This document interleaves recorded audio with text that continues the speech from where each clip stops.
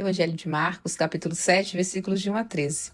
Naquele tempo, os fariseus e alguns mestres da lei vieram de Jerusalém e se reuniram em torno de Jesus. Eles viam que alguns dos seus discípulos comiam o pão com as mãos impuras, isto é, sem as terem lavado.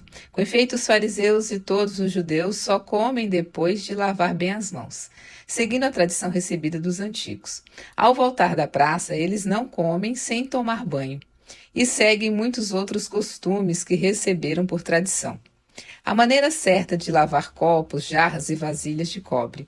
Os fariseus e os mestres da lei perguntaram então a Jesus: por que os seus discípulos não seguem a tradição dos antigos, mas comem o pão sem lavar as mãos? Jesus respondeu: bem profetizou Isaías a vosso respeito, hipócritas, como está escrito: este povo me honra com os lábios, mas seu coração está longe de mim.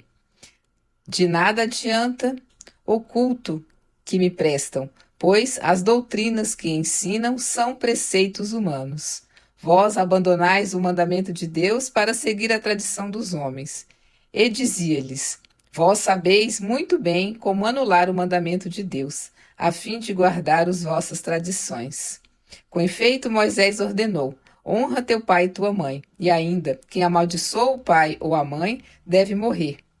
Mas vós ensinais que é lícito alguém dizer a seu pai e a sua mãe: o sustento que vós poderíeis receber de mim é corbã, isto é, consagrado a Deus. E essa pessoa fica dispensada de ajudar seu pai ou sua mãe.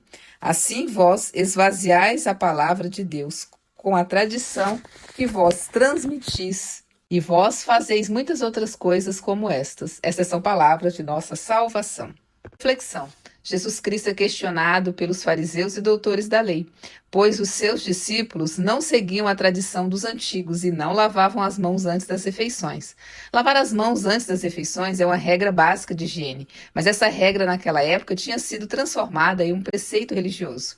Para os fariseus e doutores da lei, com o não cumprimento dessa simples regra, a pessoa era considerada impura e assim não era digna de receber as graças de Deus. Diante dessa inversão de valores, Jesus Cristo, recorrendo a um texto do profeta Isaías, afirma que a religião dos fariseus e doutores da lei era falsa, vazia e apenas teatro. Eles utilizavam belas palavras em suas orações, mas as atitudes eram diferentes. Palavras bonitas têm o poder de encantar, mas quando desacompanhadas de atitudes, tornam-se apenas teatro. Religião não é e não pode ser um teatro.